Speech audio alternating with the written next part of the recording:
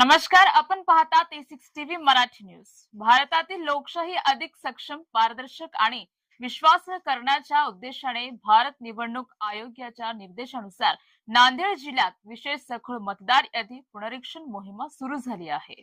या मोहिमेच्या अंमलबजावणीची पाहणी करण्यासाठी जिल्हाधिकारी राहुल कर्डिले यांनी काल नांदेड येथील कौठा व विष्णुपूर येथे भेट दिली। यावेळी त्यांनी स्वतः मतदारांचे गणनापत्र एन्युमरेशन फॉर्म भरून ॲपवर ऑनलाईन सादर केले। यावेळी त्यांनी सर्व नागरिकांना मतदार केंद्रस्तरीय अधिकारी BLO यांना अचूक माहिती देऊन या महत्त्वपूर्ण प्रक्रियेत सक्रिय सहकार करण्याचे आवाहन केले।